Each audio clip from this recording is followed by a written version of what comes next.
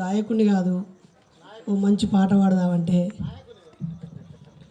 ఓ కవిని కాదు, ఆ నాయనకి అక్షర నివాళి అందిద్దామంటే, ఓ రచయితను కాదు, తనతో ఉన్న అనుభవాల్ని అందంగా అక్షర రూపం ఇచ్చి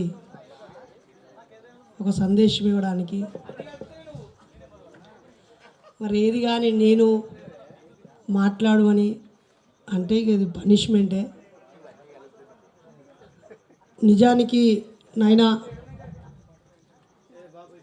నాకు ఆ నాయన తెలియదు, కానీ ఆ నాయన కన్నా ఒక కొడుకు నాకు సోదరుడిగా దొరకడం, నన్ను మతవాదులు కొట్టి జైల్లో పెట్టినాడు. ఎంతోమంది మీసాలు తిరిగిన వీరుల కొడుకులు, కోట్లు సంపాదించి కార్లు బంగ్లాలు అందించిన వాళ్ళ కొడుకులు, డాక్టర్లు, ప్రొఫెసర్లు, ఇంజనీర్ల కడుపులో పుట్టిన కొడుకులు అన్నీ మూసుకొని భయపడి వణుకుతూ లాగులు జడుపుకుంటున్న రోజున ఈ వీరుని కడుపున పుట్టిన కొడుకు శరత్ చమార్ నలిగంటి, అదిగో మా బహుజన బిడ్డపై దాడి జరిగింది, మా బలగం కాకి బలగం, మేము మావోడిని కాపాడుకుంటామని చెప్పి ఉస్మానియా యూనివర్సిటీ మొత్తాన్ని తన ఒకే మాటతో ఎస్ బైరీ బాబాసాహెబ్ బాటలు నడిచే మన తమ్ముడు, మన సోదరుడు కాబట్టి మనమందరం తనకు తోడుగా నిలబడాలని చెప్పి ఉస్మానియా యూనివర్సిటీ మొత్తాన్ని ఒక యూనివర్సిటీ స్కాలర్గా అప్పుడున్న నాకు అండగా నిలబడ్డటువంటి గొప్ప మనిషిని అన్నందుకు ఆ తండ్రికి నివాళి ఇవ్వడం నా బాధ్యత అని నేను ఇక్కడికి వచ్చాను మిత్రులారా. చనిపోయిన రోజు నేను అందుబాటులో లేను. ఆ రోజు కూడా ఒక విగ్రహావిష్కరణకి వక్తగా వెళ్ళాను. యాక్చువల్లీ చెప్పొద్దంటే అన్నయ్య టప్పుక్కున చెప్పిండు, రేపు పొద్దుగాల ఏలేశ్వరం అనే ఊర్లో ఒక కార్యక్రమానికి వెళ్ళాలి. అది పెద్ద విషయం కాదు, నేను వెళ్ళాలి కాబట్టి నేను ఫస్ట్ మాట్లాడి నేను పోతా, నాకు టక్కున మైకీరి అని అడుక్కునే స్వభావం నాది అసలే కాదు. ఆ ఖాళీ కుర్చీలు అప్పుడు వచ్చి మళ్ళీ అన్నీ అయిపోయినాక కుర్చీలు ఎత్తి పోయే బ్యాచ్ నేను, అందుకే ఏం అడగలేదు. కానీ చాలా గొప్పగా ఒక కొడుకు తండ్రికి ఏ స్థాయిలో నివాళులు అర్పించవచ్చో ఒక దిశానిర్దేశం చేశాడు శరత్ అన్న. ఆయనకు ఒక పెద్ద గోరి కట్టించడో లేకపోతే ఆయన పేరు మీద వేరే ఏమో కార్యక్రమాలు చేసుడో కాదు, ఒక మంచి కొడుకును అంటే చరిత్రలో మిగిలిపోవచ్చు అని ఈ తండ్రి మనకు చెప్పిపోయిండు. నిజంగానే ఎమ్మెల్యేలను కన్నారు కొంతమంది, మంత్రులను కన్నారు కొంతమంది, కోటీశ్వర్లను కన్నారు కొంతమంది, కానీ ఈ ఏసయ్య బాబు మాత్రం తన కడుపులో పుట్టిన వాళ్ళలో చరిత్రను సృష్టించే వ్యక్తుల్ని కన్నారు, ఒక ప్రత్యామ్నాయ సంస్కృతిని అందించే వ్యక్తులను కన్నారు, ఒక గాయకులని, ఆ గాయకులు కూడా ఎక్కడ పడితే అక్కడ వాడుడు, ఎక్కడ పడితే అక్కడ రాసుడు, ఎక్కడ పడితే అక్కడ ఉండు కాదు, ఒక నిబద్ధతతో ఒక సిద్ధాంతం కోసం సమాజ మార్పు కోసం పనిచేసేటువంటి వ్యక్తులను కని చరిత్రలో నిలిచిపోయారు.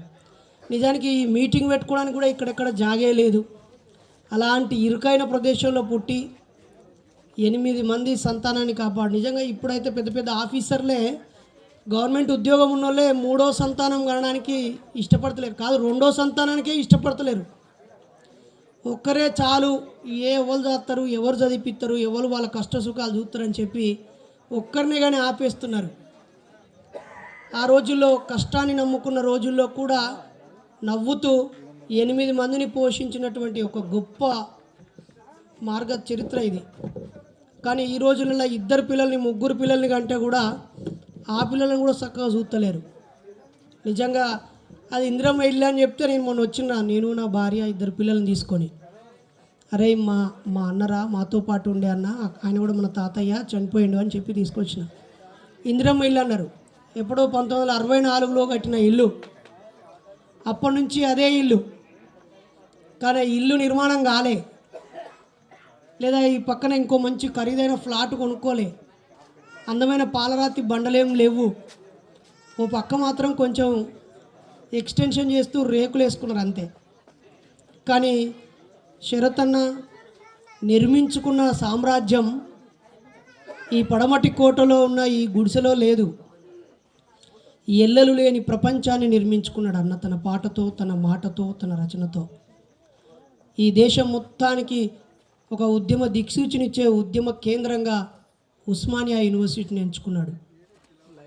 పెరియార్ అంటే భయపడుతున్నటువంటి వాళ్ళందరికీ అరే ఆయనరా మా తాత అని చెప్పి తెల్లని పంచాలేసి నల్లని చొక్కాలేసి వందలాది మందిని ఆర్ట్స్ కాలేజీ ముందు నిలబెట్టి మా మూలవాసుల వారసులం మేము, బిడ్డ మనువాదులారా మీకు ఖచ్చితంగా గోరి కడతాం మేమే మీకు అని చెప్పి ఒక చరిత్రనిచ్చాడు.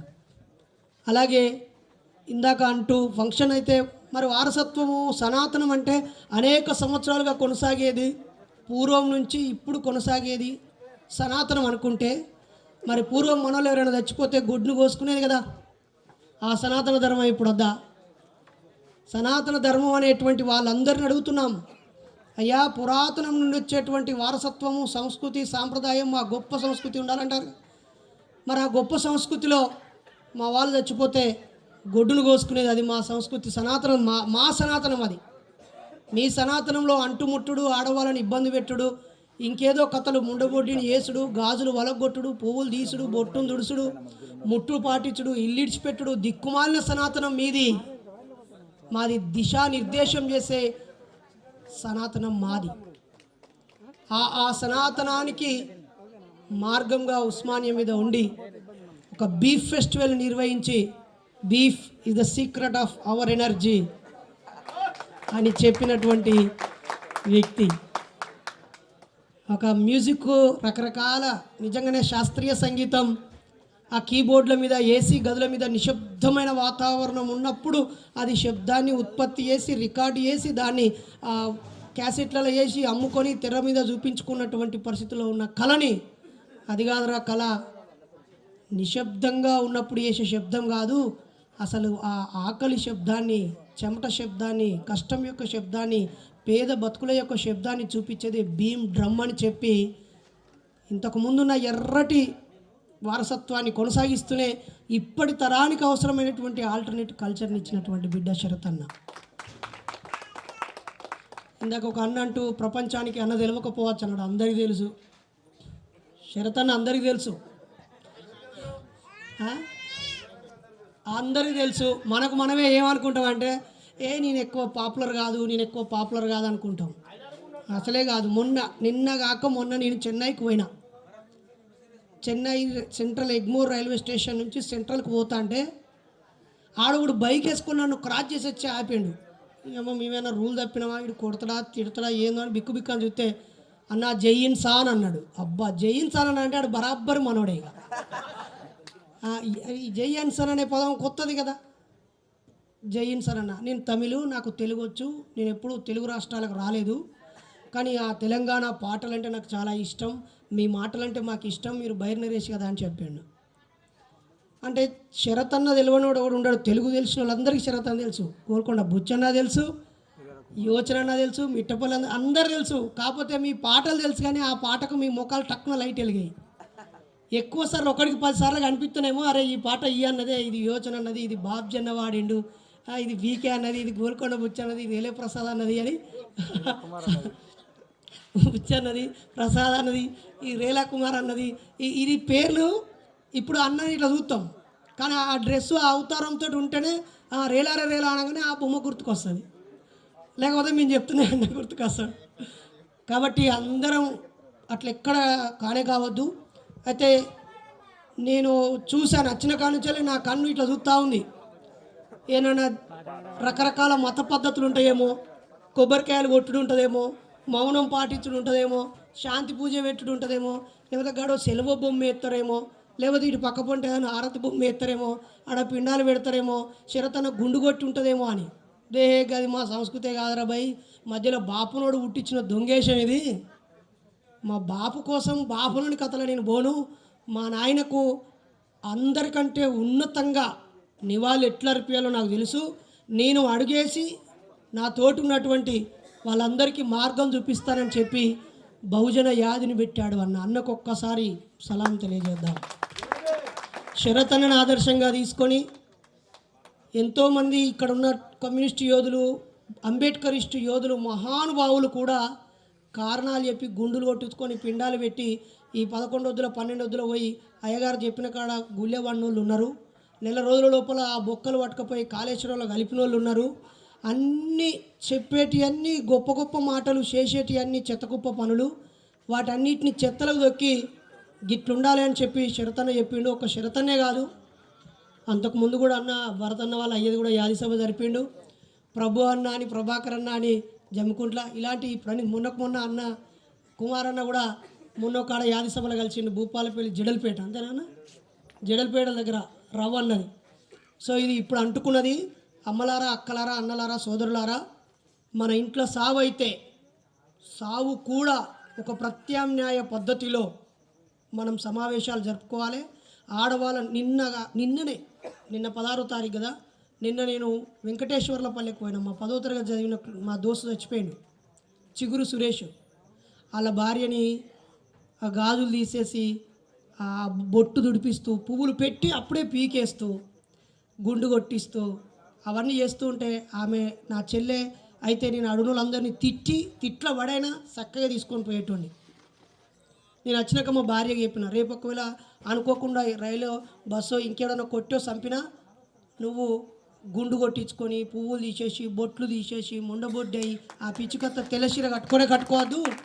నువ్వు సావిత్రిబాయి బాటలో మా ఊర్లో మొట్టమొదటి ఉపాధ్యాయురాలివి, నువ్వు టీచర్వి, కాబట్టి నేను చచ్చిన తెల్లారి నువ్వు బడికి పోవాలి.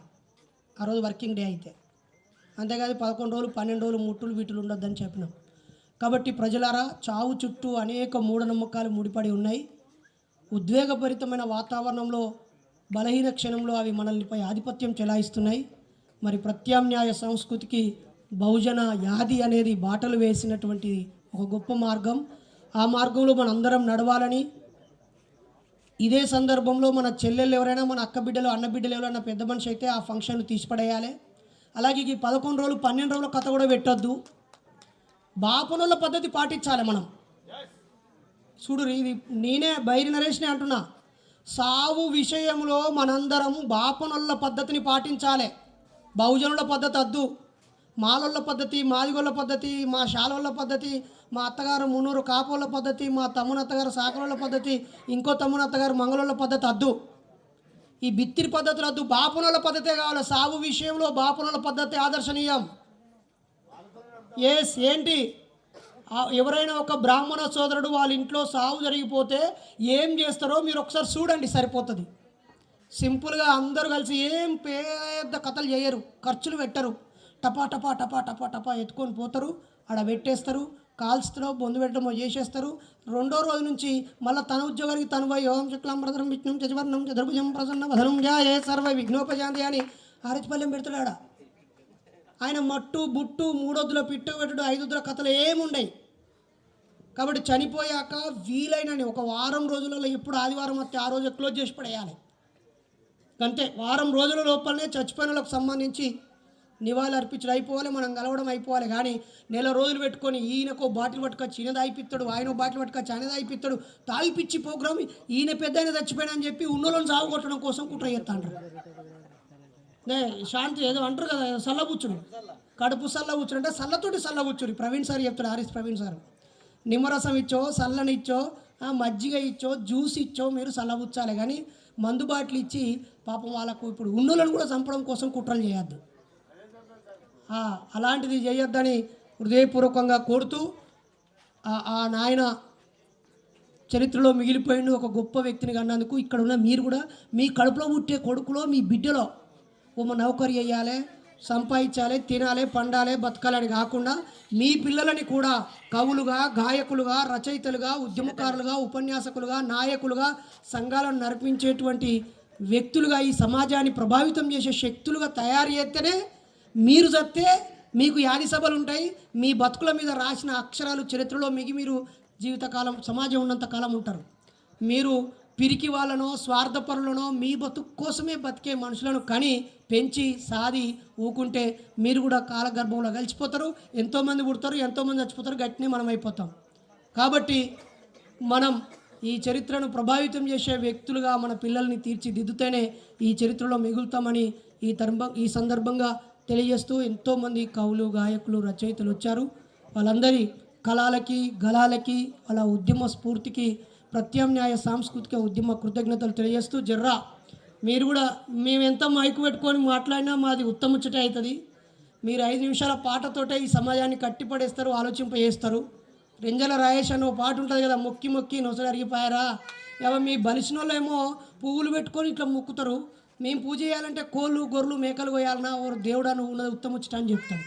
అట్లనే మా కవులు, గాయకులు కూడా మూఢనమ్మకాలపైన, కుల నిర్మూలన పైన, ప్రత్యామ్నాయ సంస్కృతి పైన ఇంకా ఇంకా కళలను కదిలించి మంచి పాటలు అందించాలని వాళ్ళని రిక్వెస్ట్ చేస్తూ, ఏసై బాబుకి జోహార్లు అందిస్తూ, ప్రత్యామ్నాయ సంస్కృతి వారధులుగా ఉన్నటువంటి ఈ కళాకారులందరికీ తలవంచి ఉద్యమ కృతజ్ఞతలు తెలియజేస్తూ, శరత్ అన్నకు థ్యాంక్ యూ సో మచ్ అన్న. మీ నాయనకు గొప్పగా నివాళులు అర్పించినావు. You are the real hero. ఇదే నీలాగే అందరూ చేయాలని ఇంకా మా నాయన పోలేదు. మా నాయన పోతే కూడా ఇట్నే చేస్తానని ఇప్పుడే ప్రకటిస్తున్నాను. ఇంకా అనిపిస్తుంది అసలు పోకముందే జరపాలి. అంటే దినాలు పిండాలు పెట్టుడు కాదు, మా నాయనకు థ్యాంక్స్ చెప్తూ, లేకపోతే మా అవ్వయ్యకు థ్యాంక్స్ చెప్తూ మేము మా కుటుంబ పండుగ జరుపుకోవాలి. ఒకటి సావు పండుగ కాదని అనేది వాళ్ళు బతుకున్నప్పుడు. ఇప్పుడు శరతన్న గురించి ఇన్ని మాటలు చెప్తివి, ఆ అయ్య ఇప్పుడు ఉండి ఉంటే ఇంకెంత ఖుషావు. మనం ఏం చేస్తామంటే పోయినాక చెప్పుకోవడం ఎక్కువైతుంది. పోయినాకనే మంచోడు, పోయినాకనే అరే సూర్యుడు, వీరుడు, వీరుడు కాదు. అసలు అందరూ 5 ఏళ్ళకు ఒక్కసారి, 10 ఏళ్ళకు ఒకసారి ఇంటి పండుగ పెట్టుకోవాలి. దేవుని పండుగ కాదు, పెద్ద దేవుడికి 5 ఉప్పలమ్మకు, కట్టమైసమ్మకు, లేకపోతే పెద్ద దేవునికి, రాయసుడికి, బదిపోషకు, ఈ దేవుళ్ళ చేసుడు కాదు. 5 ఏళ్ళకు ఒకసారి ప్రత్యామ్నాయ సాంస్కృతిక కుటుంబ పండుగలు జరుపుకోవాలి మనం. ఈ విషయాన్ని బాబాసాహెబ్ అంబేద్కర్ చనిపోతూ రాసి పెట్టిపోయిన ఆ పుస్తకంలో ఇవో ఇది ఆయన లాస్ట్ ఆయన 3 ఉపన్యాసాలు ఇల్లు ఉన్నాయి. పాపం ఇగో విష్ణుమూర్తి సార్ మొన్న ఇచ్చిండు. ఇది ఏది అమలాపురం పక్కపంట ఒక ఊరు, ఆడి ఊతి ఇచ్చిండు. ప్రజలకు ప్రత్యామ్నాయ సంస్కృతి ఇవ్వాలి. వాళ్ళకు పండుగలు, పబ్బాలు ఇలా 100 మంది కలుసుకున్నప్పుడు మానసిక ఉల్లాసం కలుగుద్దని చెప్పిండు బాబాసాహెబ్ అంబేద్కర్. అది లేకపోవడం వల్ల జీవం లేకుండా, సారం లేకుండా నిస్సారంగా జీవిస్తున్నమాట.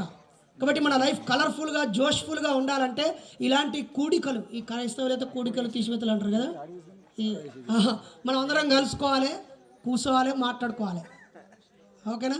ఆ దిశగా అందరూ ఆలోచిస్తారని, నిజమైన మహనీయుల మార్గం అంటే ఇలాంటి బహుజన పద్ధతిలో చేసుకోవడమే అని ఈ సందర్భంగా తెలియజేస్తూ, మాట్లాడే అవకాశం ఇచ్చినందుకు, మాటలు కూడా ఇంటరని మీరు కూర్చొని ఇని చూపించినందుకు అందరికీ పేరు పేరున కృతజ్ఞతలు తెలియజేస్తూ, ఇందాక ముందు కంచాయిలేసారో మాట్లాడు, తాను పెళ్లి చేసుకోలేదు, పిల్లల్ని కనలేదు, పెళ్లి చేసుకోలేదు, పిల్లల్ని కనలేదు, కానీ అన్నాడు నా పేరు తెలిసేటోడు ఎవడన్నా ఉన్నాడా, నా వారసుడు, నా శిష్యుడు ఎవరైనా ఉన్నారా అని నేను మస్తు బాధపడ్డా.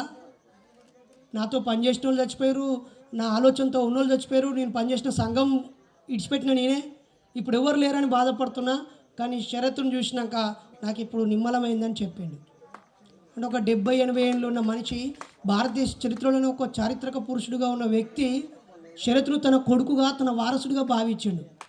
మీరు కూడా అనవరన్నా, మీరందరూ కూడా మీ వారసులు ఎవరో ఎత్తుక్కోర్రి, లేకపోతే గిట్నే సత్తారు. Thank you.